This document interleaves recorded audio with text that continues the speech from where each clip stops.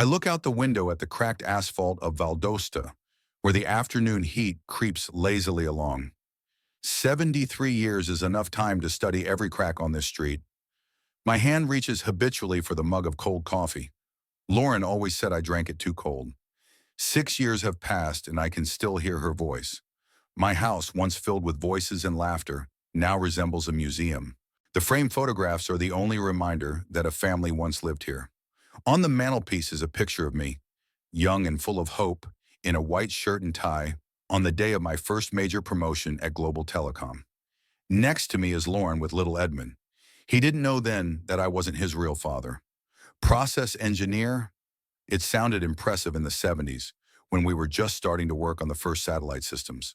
My hands and my brain helped connect continents with invisible threads of communication. It's funny that now, when technology is capable of connecting people on opposite sides of the globe, I feel lonelier than ever. The phone rings, interrupting my thoughts. It's Edmund's number. "Hi, Dad." His voice sounds unnaturally cheerful. "How are you?" "Same as always, son. My knee bothers me when the weather changes, but overall, I have nothing to complain about. Listen, Ruby and I are thinking of stopping by to see you this weekend. Maybe Sunday?" I hear Ruby's muffled voice on the other end of the line. Always there, always whispering something in his ear. "Of course, I'd love to see you." "Great! By the way, Dad." Edmund pauses, and I already know what's coming next. "We're having a little trouble with the down payment for the new office. It's nothing serious, but if you could help out a little, I'll pay you back in a month, 2 at most." I sigh. History repeats itself every 2 or 3 months with different variations. Sometimes it's the office, sometimes it's a car, sometimes it's some unexpected expense. Edmund's law practice, according to him, is constantly on the verge of a breakthrough, but for some reason that breakthrough never comes. "How much do you need, son?" 5,000 would be ideal. I can almost see Ruby rolling her eyes. She must have whispered to him to ask for 8. "I'll see what I can do." "You're the best, Dad. See you on Sunday then." The conversation is over. I put the phone down and look at the photo of Lauren. What would she have done? She always understood people better than I did. My son is a lawyer with a degree from a prestigious university. His wife is an accountant. Together they earn enough to live comfortably. And yet every month they come with their hands out. And I give. I always give. I wonder if Lauren hadn't had that unfortunate heart attack 6 years ago, would they still be visiting? Or am I just a convenient ATM for them now?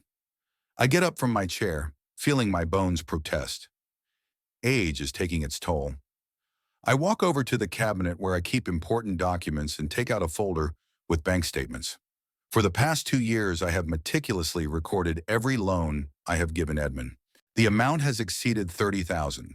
Not a single cent has been returned. Sunday arrives slowly, like all the days in my current life. I prepare lunch, even though I know Edmund and Ruby would prefer to go to a restaurant. At my expense, of course. But today they will eat a home-cooked meal. At exactly 2 o'clock in the afternoon, I hear the sound of an engine. Their new SUV pulls up in front of the house. Ruby gets out first, adjusting her perfectly styled hair. Edmund follows her carrying a bottle of cheap wine, their traditional gift. "Dad!" he exclaims, hugging me so tightly that I can smell his cologne even through my stuffy nose. "Have you lost weight? Are you eating well?" "Don't start, Eddie," I say, smiling. "I'm eating better than when your mother put me on a diet." "Hello, Ivory." Ruby kisses the air near my cheek. She never calls me Dad, even though I insisted on it in the early years of their marriage. We walk into the house and Ruby immediately scans the living room with an appraising eye, as if mentally placing price tags on every item. "Dinner's almost ready," I say, heading for the kitchen. "I made fried chicken just the way you like it, Eddie." "Sounds great, Dad," he replies, but I notice him and Ruby exchanging glances. At the table, the conversation revolves around their lives. Edmund's clients, the new beauty salon Ruby goes to, plans for a vacation in the Bahamas. Not a word about how they're broke and need money for the office deposit. "How's Claire doing?" I ask about their daughter, who recently turned 18. She rarely visits me, preferring to spend time with her friends. "Oh, you know teenagers." Ruby waves it off. "College, parties, boys, she's doing fine." I nod, though I don't really know anything about modern teenagers. My granddaughter is a mystery to me. After lunch, we move to the living room with coffee. Finally, Edmund decides to bring up the topic they came here for. Dad, about that advance. Have you been able to come up with anything? I look at them both. Ruby is examining her manicure, while Edmund looks at me hopefully. Yes, I'll transfer the money tomorrow, I say. But Eddie, I wanted to talk to you about something else. They instantly tense up. I'm thinking about selling the house. What? Edmund straightens up. But why? It's our family home. It's too big for me alone, and it's expensive to maintain. But Dad, we always thought, he trails off, that you would inherit it. I finish for him in my mind. Besides, I continue, I need the money for medical treatment. That's a lie. My health is relatively good for my age. But I want to see their reaction. Treatment? Ruby's voice sounds alarmed. Is it something serious? The doctors say I need to be monitored, I reply vaguely. It's nothing serious, but it's better to be safe than sorry. Dad, you should have told us right away. Edmund puts his hand on my shoulder. We can help. Maybe you should move in with us. There it is. Just as planned. If I'm seriously ill, it means I'm going to die soon. And if I die, my property will go to them. And if I live with them, they'll have more control over my finances. I'll think about it, son. Edmund and Ruby leave in an hour, promising to return next week with information about wonderful doctors. I stand on the porch, waving them goodbye and feel bitter. When exactly did my boy become this man? When did love turn into calculation? The phone rings in the evening as I'm getting ready for bed, an unfamiliar number. Mr. Trask? The young woman's voice sounds professional. This is Delia Pierce from the County Social Services. Your son, Edmund Trask, has filed for guardianship over you due to your alleged declining health. My heart skips a beat. So that's what this is about. One conversation about illness, and they've already set the wheels in motion. I see, I say, trying to hide my shock. What now? We need to assess your condition. Could we meet tomorrow? Of course, I reply. Any time is fine with me. I hang up and sit on the edge of the bed. So they're not just waiting for me to die. They want to speed up the process, take control of my life and my money. During a sleepless night, I go over the last few years in my mind. How Edmund and Ruby always showed up when they needed something. How their attitude toward me changed after that memorable conversation 3 years ago. It happened during a family dinner. Claire, then 15, was doing a school project on genealogy and asked me about my parents, about my childhood. And overcome with nostalgia, I told her a story I had kept secret for a long time. How I met Lauren when Edmund was only 2 years old. How his biological father had died in a car accident before his son was born.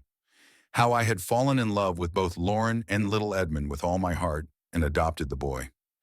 Edmund sat at the table not moving. Then he got up and left the room without a word. Ruby followed him. I could hear their muffled voices behind the door. Claire sat with her eyes downcast, staring at her plate. I'm sorry, Grandpa, she whispered. I didn't know. What could I say? That Edmund had always been my son, despite the lack of a biological connection? That I loved him as my own? It would have sounded like an excuse for something that wasn't my fault. That night, they left earlier than usual. Their next visit wasn't until 3 months later, and since then, their attitude toward me had changed. Now I was just Ivory instead of Dad, old man instead of father, and the requests for money became more frequent. In the morning, I call my old friend Patrick, a retired lawyer. What? He exclaims when I tell him about the call from social services. Ivory, this is serious. If they get custody, they'll control all your assets. What should I do, Pat? For starters, you need a lawyer. And don't tell me Edmund is a lawyer. You need your own. I can recommend a couple of good guys. I thank him and dial the number he gives me. The meeting is scheduled for noon, an hour before the social worker arrives. The lawyer, Holder Knight, turns out to be an energetic man in his 40s. Mr. Trask, what your son is trying to do is called financial abuse of the elderly, he says, looking through the documents I have provided him. Fortunately, you are healthy and of sound mind, which we can easily prove. The social worker, Delia Pierce, spends nearly 2 hours with me, asking questions, watching how I move, how I react. My lawyer is present for every question she asks. Mr. Trask, she says when she's done, I see no evidence that you need a guardian. I'll note that in my report. When she leaves, I feel relieved, but also strangely empty. My own son tried to have me declared incompetent for money. Edmund calls that evening. Dad, did someone from social services come to see you? His voice sounds concerned, but I can hear the insincerity. Yes, they did. Listen, it's a misunderstanding. I just wanted to make sure you were being well cared for, given your health problems. What problems, Edmund? The ones I mentioned yesterday? But yesterday was the first time I talked about my health. You filed the report earlier, didn't you? Pause. Dad, let's not. I'll transfer the money to you, Edmund, as promised. But this is the last time. I hang up without waiting for a response. I look at the photo of Lauren and little Edmund, the boy with the open smile whom I taught to ride a bike, whom I read to before bed, whom I comforted after his first broken heart. Something died today. Not love that turned into a habit long ago. What died was the hope that someday he would see me as a father, not a source of income. Tomorrow I'll call my banker. It's time to make some changes. It's been 2 weeks since that ill-fated visit from Edmund and Ruby. The morning chill still lingers in my garden as I step out onto the porch with a cup of coffee. I flip through the calendar on my phone. Only 10 days left until my son and daughter-in-law's 20th wedding anniversary. Despite our strained relationship, I can't ignore such a date. 20 years of marriage is a serious achievement, especially in this day and age. Yesterday, Edmund called as if nothing had happened, mentioned the upcoming anniversary, and casually added, Ruby and I were thinking of celebrating at Azure. You know, that new restaurant downtown. Azure is the most expensive restaurant in Valdosta. I've heard that the average bill there is around $200 per person. Edmund didn't say it outright, but the hint was clear. He expected me to pay for their celebration. I take a sip of my now cold coffee and think about a gift. What do you give a couple who seem to have everything, and who, in any case, are expecting a check from me? Perhaps something symbolic, something that shows I'm still a father who cares about his son, no matter what. It's decided. I'll book a table at Azure for 4, Edmund, Ruby, Claire, and me, and I'll buy them a nice gift. Maybe that will break the ice between us. I call the restaurant, and a pleasant female voice informs me that a reservation for next Friday is possible, but a prepayment of $500 is required. I agree and give her my card details. Then I head to the mall. Valdosta isn't the biggest city, but it has a few decent stores. At the jewelry boutique, I spend a long time looking at the silver display. 20 years is a porcelain anniversary, but I remember that Ruby always preferred silver. Can I help you? Asked the sales assistant, a young woman with a neat bun.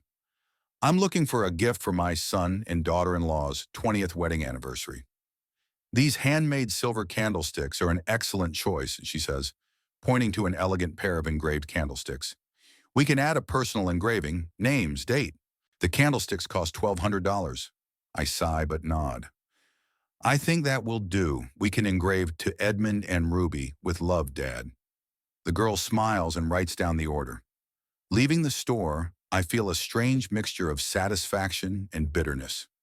$1,700 for one evening is a considerable amount for a pensioner. But isn't that what I've worked and saved for all my life? So that my loved ones could live well? I'm almost at the parking lot when I hear a familiar voice. Ivor Trask, is that you? I turn around and see Winifred Audley in an elegant light lilac dress and with her usual cane with a silver knob. Lauren and I had been friends with Winifred and her husband Bertram for almost 40 years. After Bertie's death 5 years ago, Winifred immersed herself in her work at the local historical society, and we saw each other less often. Fred! I can't help but smile. You look stunning. You're still as flattering as ever, she says, tapping me lightly on the leg with her cane. What brings you to this temple of consumerism? I was buying a gift for Edmund and Ruby's wedding anniversary. 20 years.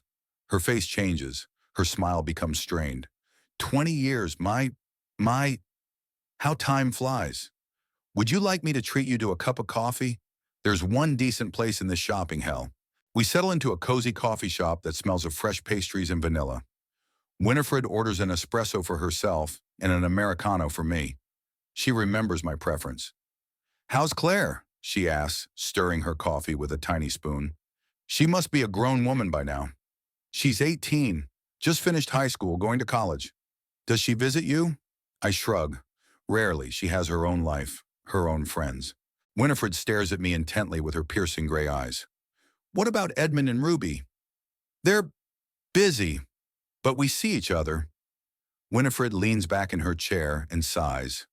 Ivory, we've known each other for almost half a century, and I'm too old to beat around the bush. What's going on? I tell her about Edmund's attempt to gain custody, about the constant requests for money, about how their relationship changed after the secret of biological paternity was revealed.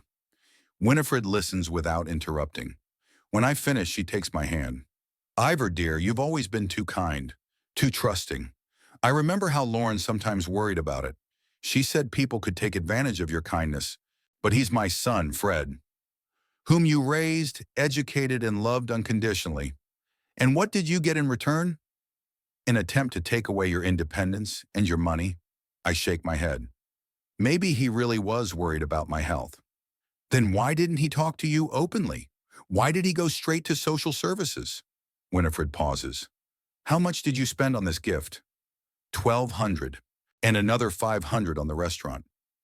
And how much of the money he borrowed did he pay you back?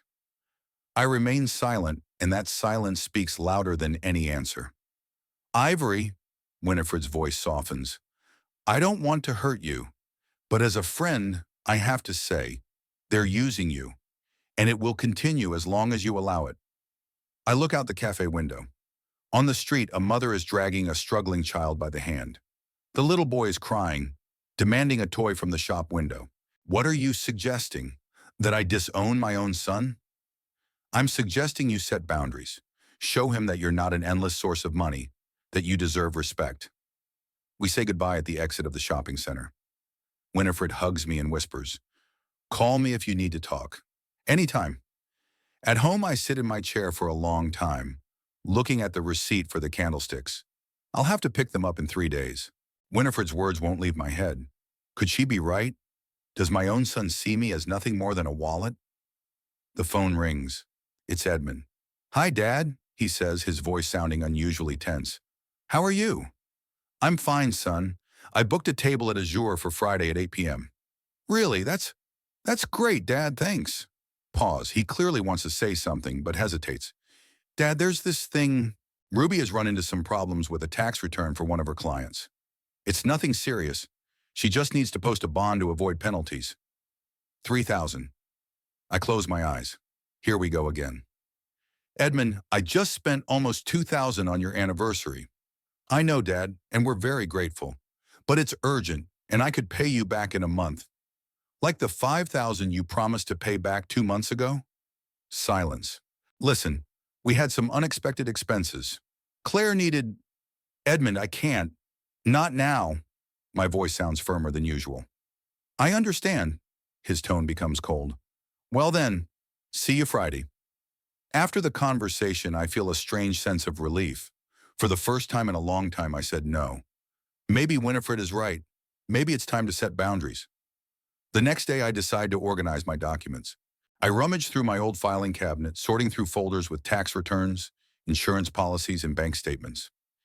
Deep in the drawer, I find a folder I don't remember, black with the logo of Edmund's law firm. I open it and feel a chill. Inside are copies of documents declaring me incompetent due to senile dementia. The statement is signed by Edmund and dated 3 months earlier, long before our conversation about my health. Attached to the statement is a medical report from Dr. Prescott, whom I have never visited. My hands begin to shake. This is a forgery. My son has forged medical documents to gain control of my finances. I sink into a chair, feeling my heart pounding wildly. So the attempt to gain guardianship was not a spontaneous reaction to my words about my health. It was a planned move. I take out my phone and call Holder Knight, my lawyer. Mr. Trask, his voice sounds concerned as I tell him about my discovery. What you're describing goes beyond a family dispute. This is a criminal offense, forging medical documents. You need to bring these papers to me immediately. An hour later, I'm sitting in his office while he carefully examines the documents. This is serious, he finally says, and unfortunately, not that uncommon.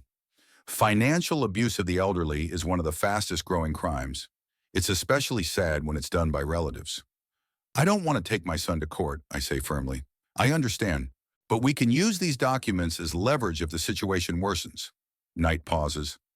Mr. Trask, given the circumstances, I strongly recommend that you review your will and have an audit done of all financial documents your son may have had access to.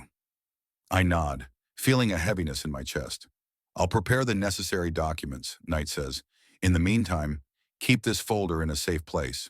On the way home, I stop by the bank and rent a safe deposit box.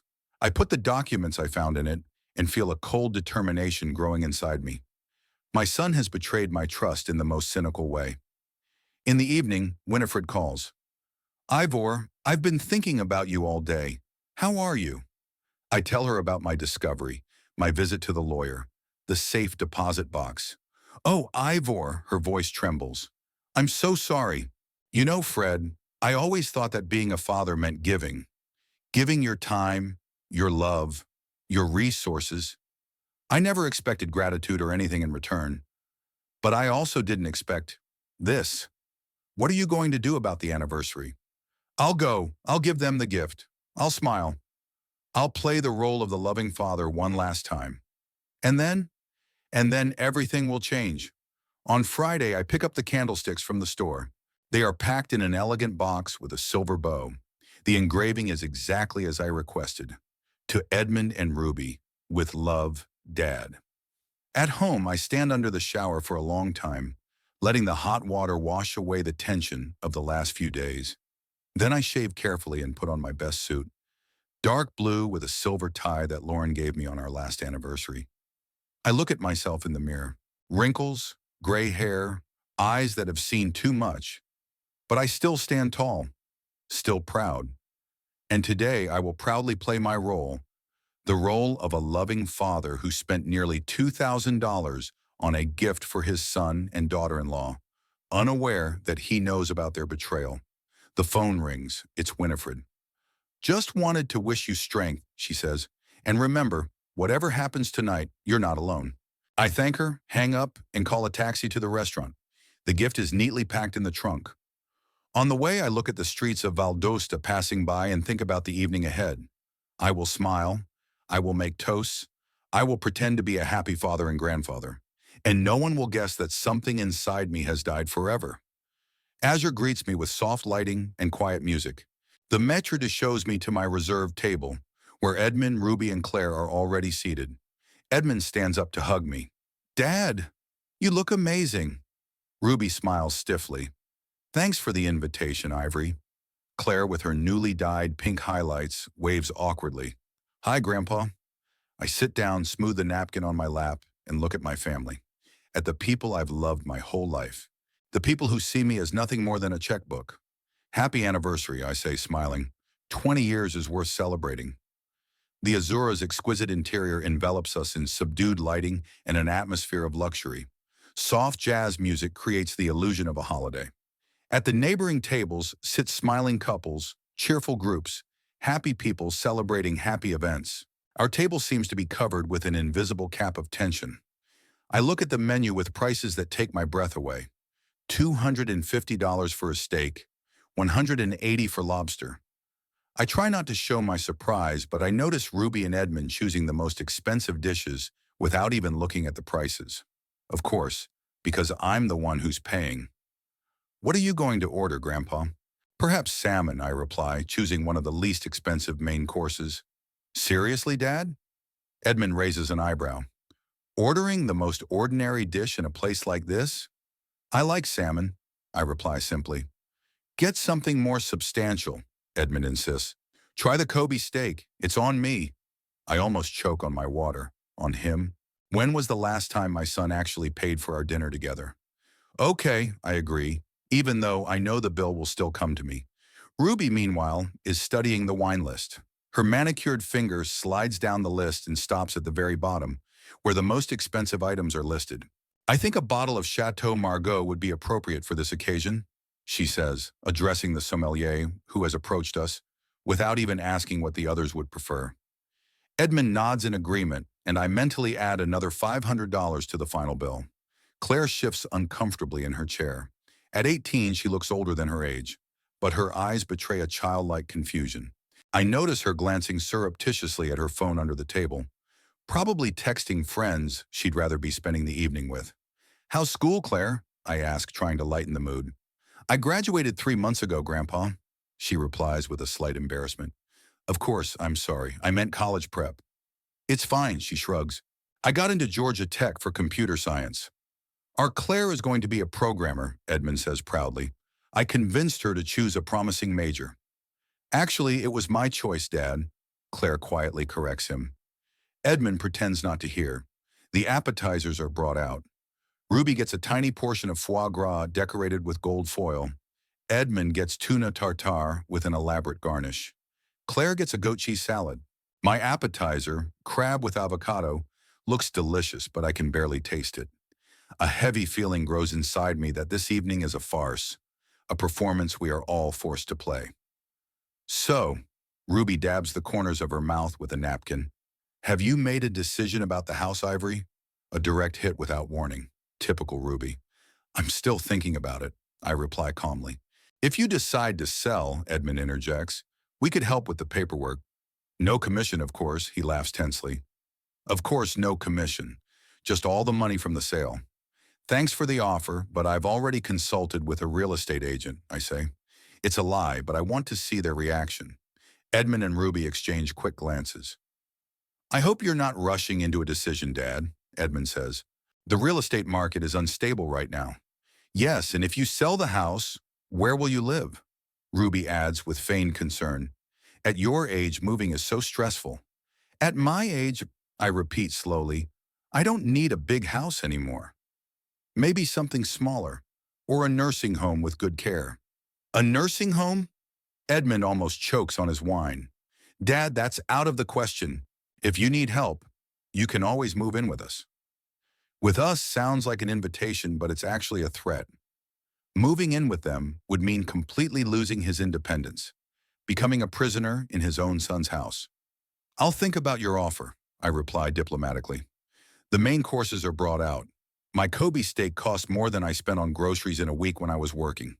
Ruby gets lobster, Edmund gets duck with truffles. Claire chooses pasta with seafood, the most affordable dish on the menu. "Let's drink," Edmund suggests, raising his glass, "to 20 years of living together, to love that has stood the test of time." We clink glasses. The wine is excellent, but it leaves a bitter aftertaste. I think about the photo of Lauren on the mantelpiece, about how she and I dreamed of a big, happy family, how she loved Edmund, even though she wasn't his biological mother. "And now I want to give you something," I say, pulling an elegantly wrapped box from under the table. Edmund and Ruby exchange glances. They were clearly expecting a check, not a physical gift. "That's so sweet of you," Ruby says with a fake smile. Edmund unwraps the package and opens the box. The silver candlesticks sparkle in the dim light of the restaurant. "They're beautiful," he says, clearly disappointed. "They're handmade," I explain.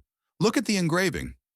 Ruby picks up one candlestick and reads aloud, "To Edmund and Ruby, with love, Dad." Her voice sounds restrained. "Thanks, Dad." Edmund tries to sound enthusiastic. "They'll look great in the living room." "Wow, real silver." Ruby turns the candlestick in her hands as if assessing its value. "They must have cost a lot." "It's not about the price," I reply. "It's about the symbolism. Silver needs to be polished regularly to keep it from tarnishing, just like relationships need constant care." "What a profound comparison," Ruby says, struggling to hide her sarcasm. Edmund clears his throat. "Dad, we wanted to give you a little gift too," he says, pulling an envelope out of his pocket. I open it. Inside is a certificate for a computer literacy course for seniors. The course costs $70. I checked out this program for myself a few months ago. "That's very practical," I say, hiding my disappointment. "Thank you." "We thought it was time for you to learn modern technology," Ruby explains. "Maybe you could set up an account on social media and communicate with other people your age." I nod, remembering that I paid for Edmund's first computer, programming courses, and half of his law degree. Claire looks at her parents with slight disgust. At 18, she understands more than they think she does. "Grandpa," she says quietly, "if you want, I can show you how to use a computer. For free." I smile at her. "Thanks, sweetie. That would be great." Dinner continues. We discuss the weather, the latest city news, Claire's plans for her education. The conversation flows awkwardly with awkward pauses and fake smiles. After dessert, chocolate fondant for everyone except Ruby, who ordered some kind of dietetic fruit monstrosity, I ask for the check. I'll be right back, I say, getting up from the table. I don't want you to wait for me with the bill. Sure, Dad, Edmund nods, clearly pleased that I'm going to pay the entire bill. On my way to the restroom, I hear Edmund's phone ring. I stop behind a column, involuntarily eavesdropping on his conversation. Yes, Charles, he says in a businesslike tone. Yes, I received the documents. No, he hasn't signed yet. Listen, this isn't a phone conversation. Yes, we're working on it. If everything goes according to plan, the house will be listed for sale by next month. I freeze in my tracks. They are already planning to sell my house. My house, which I haven't decided to sell yet. The house that holds all my memories of life with Lauren. I slowly return to the table, but don't sit down. I stop a few steps away, in the shadows. Edmund, Ruby, and Claire can't see me. Ruby leans over to Edmund and whispers something. He nods and raises his glass. To our sponsor of the good life, he says in a low voice so that only those at the table can hear. Even though you'll never be a real father. Ruby laughs and clinks glasses with him. To the gold mine that never runs dry. Claire shifts awkwardly in her chair but doesn't protest. Time seems to stand still. I feel a cold rage filling me from within. All these years of care, love, financial support, and this is what they've turned into. Mockery, betrayal, humiliation. I slowly approach the table. They notice me and their expressions change instantly. Edmund turns pale. Ruby freezes with a glass in her hand. Dad, Edmund begins, I raise my hand, stopping him. No explanations, I say calmly, though inside I'm boiling. I heard everything.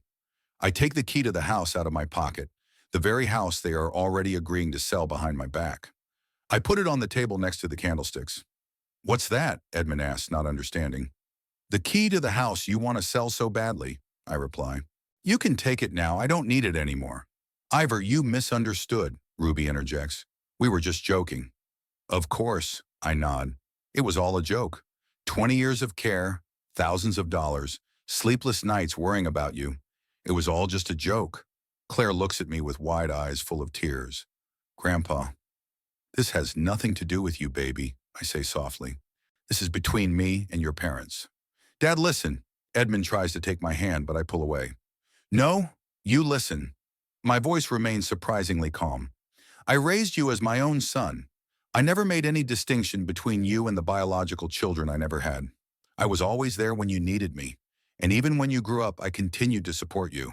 Financially, emotionally, however I could. I turned a blind eye to your loans that you never paid back. I put up with Ruby's contemptuous attitude. I kept quiet when you discussed my condition, as if I were already dead. Edmund and Ruby sit motionless. But today I heard what I should have heard a long time ago. Now I know what I am to you, a sponsor of a luxurious life. Not a father, not a grandfather, just a wallet. Dad, we drank too much, Edmund tries to justify himself. It was stupid. We didn't think. On the contrary, I interrupt, you thought very well. There is truth in wine, as they say. I turn to the passing waiter. The bill, please. The waiter brings a leather folder. I open it, see the amount, $2,180, and insert my credit card. Dad, Edmund looks confused. What are you doing? Paying for dinner, I reply simply. It's my anniversary gift to you. The last one. The waiter returns with the check. I sign it and add a generous tip. Enjoy the rest of your evening, I say, standing up. I'll call a taxi. You can't just leave, Ruby exclaims. We have to talk about this. There's nothing to talk about, I reply. Everything has already been said, and everything has already been done. Claire tries to get up, but Edmund holds her back by the arm. Grandpa, please, her voice trembles. It'll be okay, Claire, I say, leaning down and kissing her on the forehead. It's not your fault. Call me if you want to talk. I turn and walk toward the exit, feeling the eyes of the other patrons on me. Perhaps they think they've witnessed yet another family drama. They have no idea how close they are to the truth. The night air in Valdosta is refreshing. I take a deep breath, feeling the tremors inside me gradually subside. I call a taxi using an app, which, contrary to Edmund and Ruby's opinion, I am quite capable of using. I stare out the window the whole way home, but I don't see the streets. Before my eyes is Edmund's face, making a toast that destroyed my last illusions. You will never be a real father. All these years, all these sacrifices, and I still haven't become a real father to him. When I get home, the first thing I do is go to my study. I take out a blank sheet of paper and a pen. I sit down at the desk that has served me faithfully for 30 years and begin to write. Edmund, by the time you read this letter, I will already be gone. Don't try to find me. It's useless. What I heard tonight opened my eyes. All these years I have been deceiving myself, believing that I could replace your real father. I was wrong. As you yourself said, I will never be a real father. I have changed my will. The house you so desperately want to sell is no longer yours. I will put it on the market in the next few days. All proceeds from the sale will go to a fund for Claire, which she will have access to when she finishes university. My savings will also no longer go to you and Ruby. Half will go to Claire, and the other half to a charity that helps lonely elderly people who have been abandoned by their families. I don't blame you for not considering me your real father. I blame myself for allowing you to use me for so long. It's my fault and my responsibility. I hope that someday you will understand that fatherhood is not defined by blood or money. It is defined by love and care. But it seems you never learned that lesson. Goodbye, Ivory. I reread the letter, fold it, and put it in an envelope. I write Edmund's name on it and place it on the mantelpiece, leaning against a photo of Lauren. She looks at me from the photo as if approving. Then I go to the bedroom and pack a small bag. A few changes of clothes, toiletries, important documents that I don't keep in a safe deposit box, a photo of Lauren and us with little Edmund, back when we were still a happy family. I dial Winifred's number. Fred? I say when she answers. It's Ivory. Remember you said I could always count on you? I need your help. Right now. Her response is warm and caring. Just what I need right now. Of course, dear. Come right away. I'll put the kettle on. I call a taxi and, while waiting for it, take one last walk around the house. Every room is full of memories. This is where Edmund took his first steps, where Lauren and I celebrated his college acceptance, where I held her hand during her last days. But now they are just walls, just things. A real home is not a building, but the people who love you. And it seems I no longer have a home. The taxi honks. I grab my bag, take one last look at the living room, where an envelope with a letter lies on the mantelpiece, and leave, carefully closing the door behind me. Edmund Trask inserted the key into the lock of his father's house, feeling an unpleasant heaviness in his chest. Almost 24 hours had passed since that ill-fated dinner, and his father still hadn't answered his calls. Are you sure we should go in? Ruby stood behind him, nervously fiddling with the strap of her bag. Maybe he just wants to be alone. He's my father, Edmund snapped, turning the key. And he left me this key. It's clear he was expecting me to come. The door creaked open. The house was unusually quiet. Usually when they came, classical music or jazz was always playing. Ivory never liked silence. Dad? Edmund called as he walked into the living room. Are you home? Silence. Only the ticking of the old grandfather clock, a gift to Ivory from his colleagues on his 50th birthday, broke the silence. Check upstairs, he ordered Ruby. I'll look around the first floor. Ruby reluctantly climbed the stairs while Edmund headed for the kitchen. Clean plates were neatly arranged in the dish rack. An untouched newspaper lay on the table. In the refrigerator was a half-empty bottle of milk and a few groceries. There was no sign that anyone had eaten breakfast there that morning. Edmund! Ruby's voice sounded alarmed. Come here! He quickly went upstairs. Ruby was standing in the doorway of her father's bedroom, pointing to the slightly open wardrobe door. His things are gone. Some of his clothes, toiletries, and his travel bag. Edmund felt panic rising inside him. Check the other rooms. They searched the entire second floor, but found no trace of Ivory. When they came back down to the living room, Edmund finally noticed a white envelope leaning against a photograph of his mother on the mantelpiece. What's that? Ruby came closer.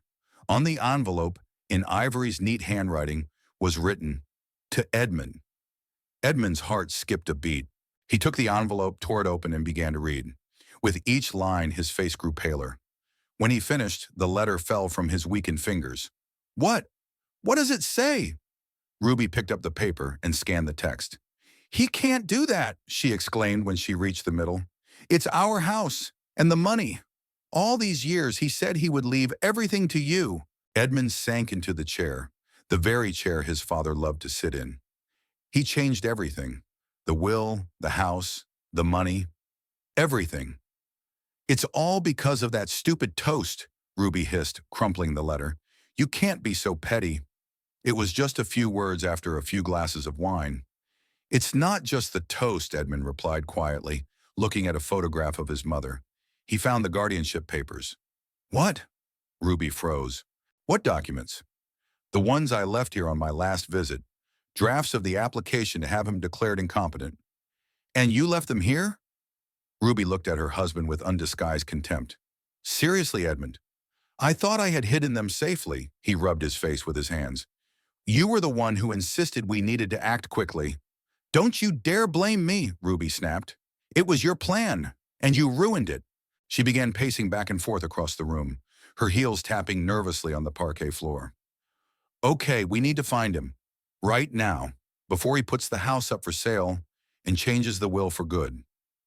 If he hasn't done that already, Edmund muttered, where could he have gone? Ruby stopped and bit her lip. He has no other relatives. But he has friends. That old hag, Winifred, for example. Exactly. Ruby snapped her fingers. They were always close. Remember how she looked at us at your mother's funeral? As if it were our fault. Edmund nodded, rising from his chair. Let's go to her place. 20 minutes later, they stopped in front of Winifred Audley's neat one-story house on the outskirts of Valdosta. The well-kept garden with rose bushes and a small fountain was a reminder of the owner's good taste. Edmund pressed the doorbell firmly. They waited almost a minute before the door opened, and Winifred herself appeared on the threshold. An elegant elderly woman with silver hair pulled back into a neat bun. Edmund, she said, not looking surprised. And Ruby, what a surprise. Hello, Mrs. Audley, Edmund began with feigned politeness. We're looking for my father. Have you seen him? Winifred raised an eyebrow slightly. Why would I have seen him? We had a fight and he left the house, Ruby interjected. We're very worried. Really? Winifred's voice was icy. I've heard a slightly different version of events. So he's with you, Edmund said affirmatively. I need to talk to him. I'm afraid that's not possible, Winifred said, crossing her arms over her chest. Ivory doesn't want to see you. You have no right to separate us, Ruby exclaimed. He's an elderly man, perhaps not fully aware of his actions. Oh, stop it, Ruby, Winifred cut her off sharply. Ivory is of sound mind, and we both know it. Otherwise, you wouldn't have had to forge medical documents to obtain guardianship, would you?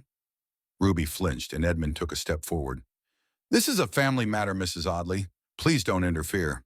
Family? Winifred smiled bitterly. If you really considered yourselves family, Ivory wouldn't have had to seek refuge with an old friend. Just let me talk to him, Edmund insisted. 5 minutes, no more. No, Winifred replied firmly. And if you don't leave right now, I'll call the police. I have every reason to believe that you are a threat to Ivory. She started to close the door, but Edmund held it open with his hand. This isn't over, he said quietly. Tell him I won't back down. This house is rightfully mine. The only thing I'll tell him, replied Winifred, is how quickly you confirmed all his worst fears. Now leave. She slammed the door, and Edmund heard the lock click. Ruby grabbed his arm.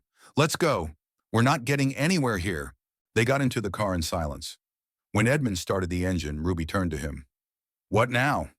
A lawyer, he replied curtly. I need to know what I can do if he really changed the will and is going to sell the house. But he's your father. You can't sue him. I can't.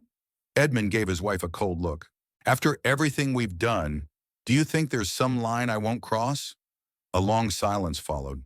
Ruby turned away, looking out the window at Winifred's house where Ivory was hiding. You scare me, Edmund, she finally said. I scare myself more, he muttered as he pulled out onto the road. I sit in Winifred's cozy living room, listening to the front door slam. I knew who had come, and I guessed why. Are they gone? I ask when Winifred returns. leaning heavily on her cane. Yes, she says, sinking into the chair opposite me. But I'm afraid not for long. I nod, clutching a cup of cold tea in my hands. What did they look like?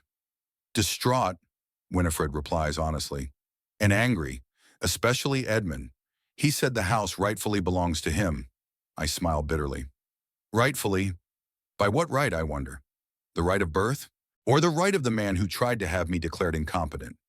What are you going to do, Ivory? Winifred asks softly, leaning closer. You can't hide here forever. Although, she smiles, I would be only too happy to have you. I've already called Holder, I reply, referring to my lawyer. I'm meeting him tomorrow morning. We'll officially change the will and prepare the documents for the sale of the house. And where will you go after that? I look out the window at the sunny day. It's so strange. The weather doesn't match my mood at all. I don't know. Maybe I'll rent an apartment somewhere in the city, or even leave Valdosta. There are too many memories here. Winifred is silent, then says cautiously, Ivor, are you sure you want to sell the house? It's quite a radical decision. I can't stay there, I reply firmly. Every room reminds me of Lauren, of how we raised Edmund, how I thought we had a real family. I pause, trying to control my emotions. And now it's all poisoned. Every memory is overshadowed by what Edmund has become, who he has become. People change, Ivory, Winifred remarks gently, and sometimes for the worse. But that doesn't devalue the years when things were good. I know, I sigh, but I need freedom from home, from the past, from all these false hopes. Winifred nods understandingly. And what are you going to do with the money from the sale? Some of it will go to Claire, I reply, for her education, for her future. It's not her fault. And the rest? Maybe I'll find some purpose, something that will give me meaning for the rest of my years. We sit in silence, each lost in our own thoughts. Birds sing outside the window, creating a strange contrast to the heavy atmosphere inside the house. The ringing of the phone breaks the silence. I take my cell phone out of my pocket and look at the screen. It's Claire's number. I have to answer this, I say, and Winifred nods, leaving the room to give me some privacy. Claire? I answer, trying to keep my voice calm. Grandpa? Relief is evident in her voice. Are you okay? My parents are going crazy, looking everywhere for you. I'm perfectly fine, sweetheart. I just needed some time to think. Because of what happened at the restaurant? She asked cautiously. Grandpa, they didn't mean to. Claire, I interrupt her gently. Let's not talk about that now. How are you? Getting ready for college? Yes, but... She hesitates. Grandpa, Dad says you're going to sell the house and change the will. Is that true? I close my eyes, so Edmund has already involved Claire in this situation. Yes, it's true, I reply after a pause. I need a change, Claire. But why? Her voice sounds confused. This is our family home. And Dad, he always said he would inherit it. Plans change, baby. Sometimes we learn things about people that make us rethink our decisions. Is it because he's not your biological son? Claire asked directly, and I'm amazed at her insight. No, Claire, that never mattered to me. I loved your father like my own son from the moment I first held him in my arms. It's something else, the way he sees me now. There is silence on the line, then a quiet voice. Like an ATM? I flinch. Did you know? I'm not blind, Grandpa, Claire replies bitterly. I've seen how they've treated you over the last few years, how they always ask for money, how they discuss your inheritance, thinking I can't hear them. I'm sorry, Claire, is all I can say. I didn't want you to be caught up in this conflict. It's not your fault. Her voice sounds mature beyond her years. But Grandpa, what will happen to Mom and Dad if you sell the house? And to me? You'll be fine, I say confidently. I've taken care of that. Part of the money from the sale of the house will go into a fund for your education and future. What about Mom and Dad? I remain silent. They're adults, Claire. They have jobs, their own house. They'll be fine. Dad is very angry, Claire says quietly. He's talking about a lawsuit. I know, I sigh. And I'm ready for that. Grandpa, there are tears in her voice. I don't want you to fight. I didn't want that either, Claire. But sometimes we have to make difficult decisions. After the conversation, I sit for a long time, staring at the phone in my hand. Thoughts of Claire caught in the crossfire of this conflict tear my heart apart. She is the only one who still connects me to the family I once loved so much. Winifred returns to the room with a tray of fresh tea and cookies. "Are you okay?" she asks, noticing the look on my face. "It was Claire," I reply. "Edmund has already told her everything." "Using his daughter to pressure you?" Winifred shakes her head. "How low?" "She's a smart girl," I smile weakly. "She sees more than they think she does." I accept a cup of tea with a grateful nod. "Fred, I think I need to leave Valdosta." "For good?" She looks alarmed. Maybe not forever, but for a while, yes. I need some space. A new beginning." "Where will you go?" I think about it. I haven't traveled in years. My last trip was with Lauren, shortly before she died. We went to Savannah for the weekend. "I've always wanted to see New Orleans," I finally say. "Lauren dreamed of going there, but we never got around to it." Winifred smiles gently. "New Orleans. Good choice. Jazz, architecture, history. You'll like it. I could rent an apartment there for a month or two. See how it goes." "And then, I don't know," I answer honestly. "Maybe I'll come back here. Maybe I'll go somewhere else." At 73, I suddenly realized that I had no obligations, no responsibilities. It's a strange feeling, scary and liberating at the same time. "You deserve this freedom, Ivory," Winifred says seriously. "After all you've done for others." I nod gratefully. "You know, I always thought my life was over, that all that was left was to live out my days watching Edmund and Claire's lives. And now I suddenly realize that I can have my own life, my own dreams, my own goals." "That's right," Winifred raises her cup of tea as if in a toast. "To Ivory Trask's new life." I smile and clink my cup with hers. To a new life. The next morning begins unusually for me, in a strange house, in a strange bed. But strangely enough, I feel more peaceful than I have in many months. It's as if the decision to break with the past has lifted an invisible weight from my shoulders.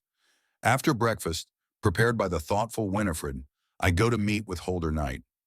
The lawyer meets me in his office, having already prepared all the necessary documents.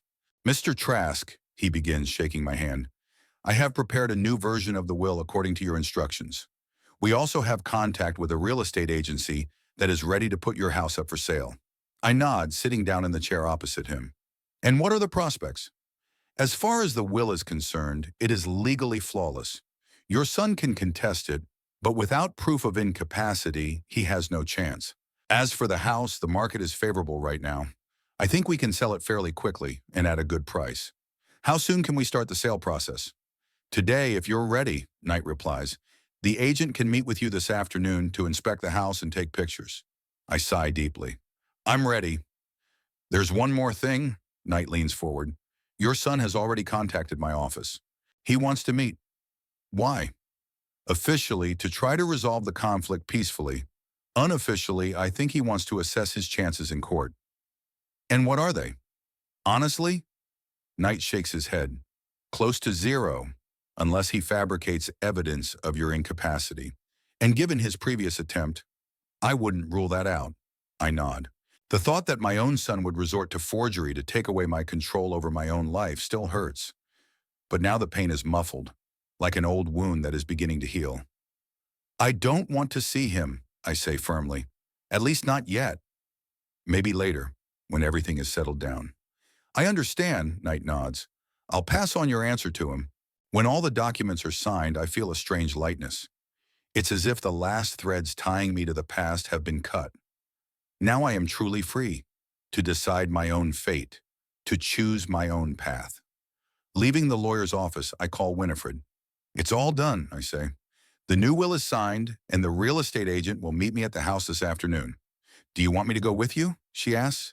"If you don't mind, it'll be easier for me not to go back there alone." "Of course, dear, I'll be there." Later, standing in the living room of my house, surrounded by memories of a lifetime, I feel a strange calm. The realtor, an energetic middle-aged woman, photographs the rooms and takes notes, occasionally admiring the architectural details. "It's a beautiful house, Mr. Trask," she says. "It won't stay on the market long. Trust my experience." I nod, looking at the mantelpiece where Lauren's photo still stands. I take it down and carefully pack it into the bag I brought with me. Goodbye, old house, I say quietly as Winifred and I leave. You served us well. Winifred takes my arm. A new chapter is beginning, Ivory. Your new life. I smile at her, feeling a rush of excitement growing inside me. The kind I haven't felt in years. Excitement about the unknown, about new opportunities, about freedom of choice. Yes, I say, my new life. 3 months have flown by like a single day. I sit on the terrace of my new home on the eastern edge of Valdosta and watch the sun rise above the horizon. It's a small one-story house with a spacious garden, much smaller than my old one, but just what I need. The house on Maple Street sold just 2 weeks after I put it on the market. A young family with 2 children who had moved from Atlanta. I saw their eyes light up when they looked at the house. I'm sure Lauren's and my eyes lit up the same way 40 years ago. I got a good price, more than I expected. I put some of the money into a trust fund for Claire, as I had promised. I put the rest into accounts and invested it. My new house is on a small lake. The bedroom windows overlook the water. It's the first thing I see every morning. Pine and oak trees provide welcome shade on hot days. Roses bloom in the garden, which Winifred helped me choose. She often comes to visit, and we drink tea on the terrace, reminiscing about the past, but more often talking about the present and the future. I get up from the wicker chair and go to the kitchen to make coffee. The house fills with its aroma. Lauren always said it was the best way to start the day. On the table is a fresh newspaper and a tablet I bought on the advice of my new friends. At 73, I have finally mastered modern technology. The ringing of the phone interrupts my thoughts. The screen displays the name of Chloe Bennett, my new colleague. Good morning, Ivory. Her energetic voice fills the room. I hope I didn't wake you up. Chloe, I've been getting up at dawn for 50 years. You can't wake me up, I smile. Great. I just wanted to remind you about today's meeting. Sanip really wants to discuss the satellite communications project with you. He says your experience is invaluable. At 11, right? I'll be there. Great, she exclaims. And don't forget, we're having a small gathering tonight. Nothing formal, just to celebrate the launch of a new project. I promise to come and end the conversation. 3 months ago, I couldn't have imagined starting a new career at my age. It all happened by chance. During my short stay in New Orleans, I met Sandeep Gupta, founder of the startup Quantum Link. When he learned about my experience in early satellite communication systems, he was so impressed that he offered me a consulting role. At first I refused, believing that my knowledge was outdated, but Sandeep insisted, arguing that it was precisely my old-school perspective that allowed me to see solutions where young engineers were stuck. In the end, I agreed to work part-time. To my surprise, the work turned out to be incredibly exciting. Quantum Link is developing a new generation of satellite communications for remote regions. My knowledge of the basic principles proved to be very useful to the young team, which was enthusiastic about the latest technologies, but sometimes neglected the fundamentals. Gradually, I became part of their team. For the first time in many years, I feel that my experience is genuinely valued, not just out of politeness or self-interest. These young people, who are old enough to be my grandchildren, listen to me with genuine interest. After breakfast, I check my mail. Among other things, I see a letter from Edmund, the third in the last month. Unlike the previous ones, which I deleted without reading, I open this one. Dear Father, I hope you are doing well in your new place. Ruby and I would like to finally meet you. It's been 3 months now, and I think we need to talk like adults. We have a proposal that I'm sure will interest you. Please call me. Edmund. I close the letter without replying. A proposal that will interest me? It's not hard to guess what he means. He's probably come up with a new scheme to get his hands on my money. After his attempts to contest the new will in court failed, he apparently decided to change tactics. My phone rings again. This time it's Winifred. Ivory, dear, her voice sounds concerned. Edmund called me. You? I'm surprised. Why? He wants to arrange a meeting with you. He says he wants to make amends, that he has a business proposal that will be beneficial to both of you. I sigh. So Edmund is fighting on several fronts at once. What did you say to him? That I would pass on his request, but that the decision was yours. He seemed insistent. Thanks, Fred, I say. Tell him I said everything in the note. I have nothing more to add. Are you sure, Ivory? There is doubt in her voice. Maybe you should at least listen to him? Why? To give him another chance to manipulate me? No, Fred. I've finally found peace, and I don't want to get dragged back into that toxic relationship. I understand, she replies gently. It's just, he's still your son. He was, I say firmly. But he gave up that role himself when he decided I was just a sponsor of a luxurious life for him. After talking to Winifred, I get ready and leave the house. I decide to walk to the Quantum Link office. It's only a 20-minute brisk walk, and it's a beautiful day. The bright October sun and cool breeze make for perfect walking weather. On the way, I meet several neighbors and exchange greetings. Over the past 3 months, I've gotten to know most of the residents in our small neighborhood.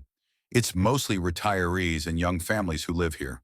A quiet, peaceful place where everyone knows each other.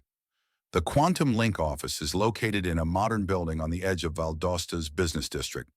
The company occupies the entire third floor, an open space with large windows and minimalist design. Ivory, Sandeep greets me at the entrance. He is a tall, energetic man in his mid-30s with lively brown eyes and a perpetual smile. You're always on time. Military discipline, I joke. Some habits never go away. We walk into the conference room where the team is already gathered. Chloe Bennett, a young programmer with purple hair and an incredible talent for solving complex problems. Jared Cooper, a radio engineer, serious and taciturn. Isha Rahman, a satellite navigation specialist, a brilliant mind and a fragile body. And Tyler Bishop, a marketer, the only one on the team who wears business suits. So, Sanda begins as everyone settles down. We have a problem with the new data transmission system. It works perfectly in ideal conditions, but in remote areas with extreme climates, we lose up to 30% of the packets. Aisha displays graphs and charts on the screen. We've tried all the standard encryption and compression protocols, but nothing helps. In conditions of strong magnetic storms or sub-zero temperatures below 30 degrees, the system starts to malfunction. I study the data carefully. The problem reminds me of those we faced in the 80s when we first started working with digital transmission via satellites. Have you tried the good old Hamming redundancy code? I ask. Combined with frequency modulation, it could solve the data loss problem. Chloe frowns. Hamming code? That's ancient. We use much more advanced algorithms. Sometimes old solutions work better than new ones, I say, especially in extreme conditions. Modern algorithms are optimized for speed and volume, but not for reliability in harsh conditions. Sandip nods thoughtfully. There's something to that. We could create a hybrid system, use the Hamming code as the base level of protection, and layer our modern protocols on top of it. Jared, usually quiet, perks up. That could work. In effect, we'd create 2 layers, one for basic reliability, the other for speed and volume. The discussion continues for another 2 hours. We consider various implementation options, argue about details, and sketch out diagrams. By the end of the meeting, we have a clear plan of action and a distribution of tasks. Thanks again, Ivory, says Sandeep as the meeting ends. Your experience is invaluable. Without you, we would have been struggling with this problem for weeks. Glad to help, I reply. It keeps my mind sharp. After the meeting, I have lunch with the team at a small cafe nearby. We talk about work, the latest technological innovations, and plans for the future. No one mentions my age. No one treats me like a cute old man. Here I am simply Ivory, an experienced professional whose opinion is valued. Returning home after lunch, I notice Edmund's car parked in front of my house. My heart skips a beat. I'm not ready for this encounter. Edmund is sitting on the porch steps. When he sees me, he stands up. Dad, he says, taking a step toward me. Finally. I stop a few feet away from him. What are you doing here, Edmund? I've been trying to reach you. I've called, written letters, talked to Winifred, but you're ignoring me. Because I have nothing to say to you, I reply calmly. Everything was said in the note. Dad, his voice sounds almost pleading. At least give me a chance to explain. We're family. We can't just walk away like this. Family, I smile bitterly. You only remember that now, when your attempts to contest the will have failed? Edmund flinches as if struck. You know about this? Of course I do, Holder kept me informed. Edmund lowers his eyes. It was a mistake. I acted in the heat of the moment. But I realized my mistake, Dad, and I want to make amends. Why did you come, Edmund? What do you really want? He takes a deep breath. I have a business idea, a project that could be very profitable, but I need investors. And I thought, who better to believe in me than my own father? There it is. I was right. How much do you need? 50,000 to start. It's a safe investment, Dad. In a year, you'll get twice as much back. I look at my son, the man I raised, whom I gave so much love and care to, and I don't see a shred of sincerity in his eyes. Only calculation. No, I say firmly. What? I said no, Edmund. I won't give you a cent. But why? His face contorts with anger. You're rich. It's pocket change to you. It's not about the money, I reply. It's about the fact that you haven't changed.